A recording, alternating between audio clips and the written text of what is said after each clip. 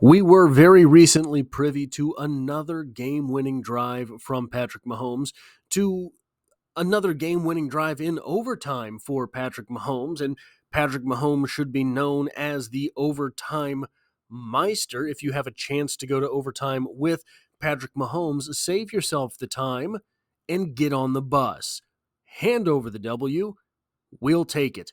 But there is an article which had a very interesting observation on Arrowhead Pride from Jared Sapp that is well written, as always, but I have to take umbrage with something that's in it, or rather, something that was missing. And then we have a larger point from something that is going to be very controversial at the end of this video from a different article entirely, one a couple months back, that you might remember. We in Kansas City don't forget. The article itself is titled "Preparation for Chiefs Game-Winning Drive Overtime Goes Back to Training Camp," subtitled "Fans Who Have Witnessed the Long Drive Drills in St. Joseph Now Understand the Importance." You might understand right now where we're going with this. The article begins, the Kansas City Chiefs come off of two of their best offensive performances of the season as they prepare to welcome the Denver Broncos to Arrowhead on Sunday. A major part of that success is outstanding play on third downs.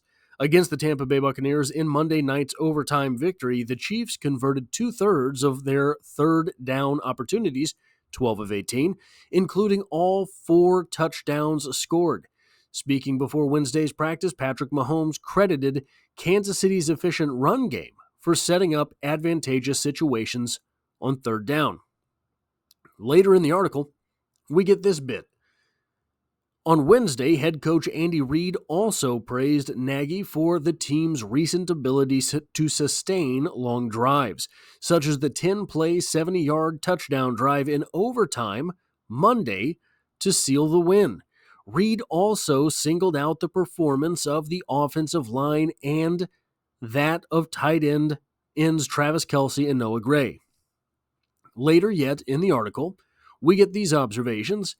Mahomes ensured Reid received fair accolades for the long drives, particularly for what the coach instilled at the team's training camp in St. Joseph to practice situations. 100%, Mahomes declared. I mean, Coach Reid prepares us for these moments. He prepares us to be in those long drives. We do long drive drill like every day, and it sucks.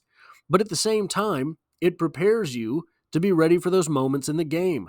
I think you've seen this year in previous years, it seems like we play our best football in the fourth quarter. And it's because we've been preparing ourselves all year to play our best football then. Games in the NFL are such close margins that every game seems like it goes down to the very end, and I feel like we're the best prepared team in those situations. Mahomes described a reason long drive preparation is particularly challenging. That's all I have from that article. But wait, there is something we must observe within that article, and that is this. It's just a small thing, a very small thing. We can think back to those moments from training camp. We can think back to those long drive drills, and there's a difference. Wanya Morris was not the starting left tackle for the Kansas City Chiefs in training camp. That was Kingsley Suamataia, currently getting about 4 reps per game. So, Wanya Morris has transcended where he was in training camp. But that's not all, is it? There's something else. Third tight end, Peyton Hendershot, was not a Kansas City Chief in training camp. No, he was a Cowboy. He was a Dallas Cowboy. He was acquired by Brett Veach after training camp. So, another small thing, that's a ticky-tack thing for sure, but Peyton Hendershot was on the field for the Kansas City Chiefs for about 12 snaps, I believe, 12 to 14 snaps during the course of that game, and did have a reception for 9 yards. wasn't even a Chief in training camp. But that's not all, is it? During those long drives in training camp, Xavier Worthy was not the speed guy on the field for the Kansas City Chiefs. No, that was Hollywood Brown. Xavier Worthy is but a rookie. This was his 8th game in the NFL. He has been counted on for a much larger role than anyone was anticipating during training camp, and he has served that role well enough.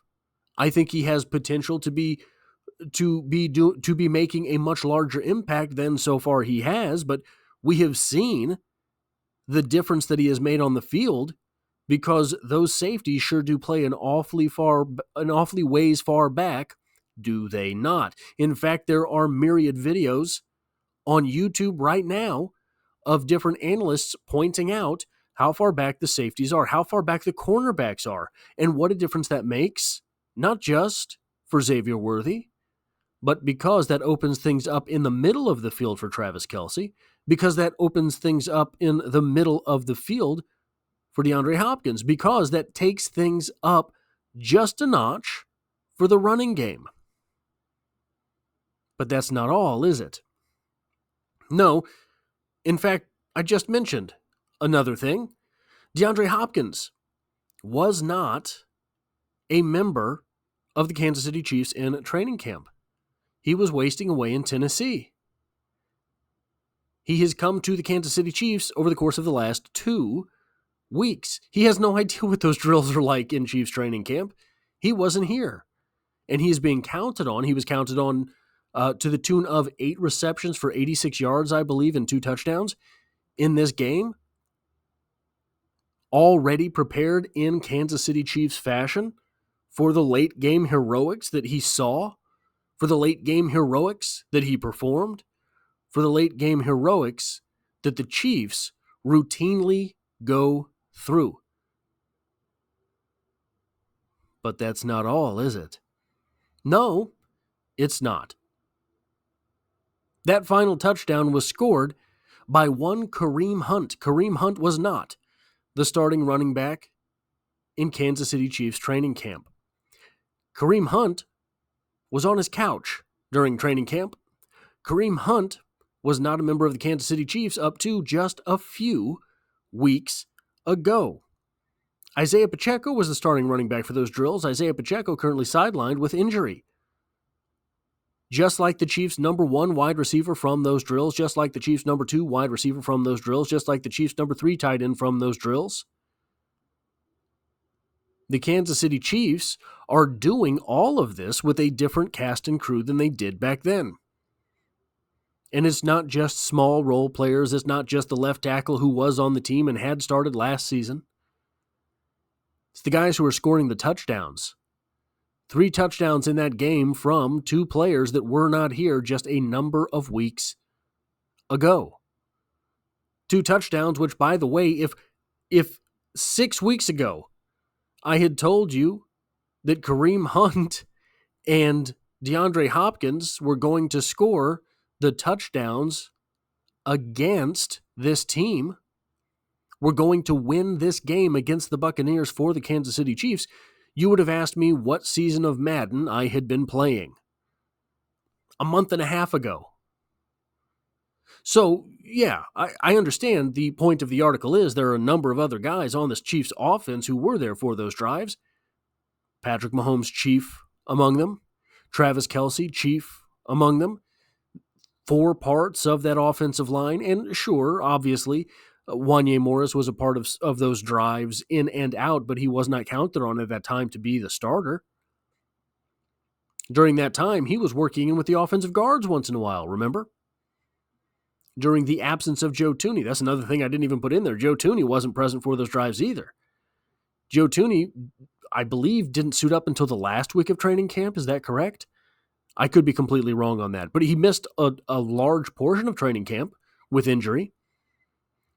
But here's something else that I want to transition to next. There's the bigger reason here that these players have been counted on for these things. There is a culture into which these players are walking. And it's not just that drive. It's the fact that every man on the Kansas City Chiefs sideline, all 53 of them, know that they're here to win. There was consternation surrounding this team in the preseason. You may remember that article from The Guardian. Is something rotten at the heart of the Kansas City Chiefs? From Melissa Jacobs, writing for The Guardian. The only problem I really have with The Guardian is this. It's an internet publication, which I hold nothing against internet publications. That's how we're here together, you and I. But The Guardian would be better served printed so that at least you could wipe your butt with it. The Guardian is garbage. Mainstream media, for the most part, is garbage. Prior to this season, if you don't remember this article was a hit piece on the Kansas City Chiefs writ large. There was in this article outlined Wanya Morris's run-in with marijuana. Was it Charles Omenihu?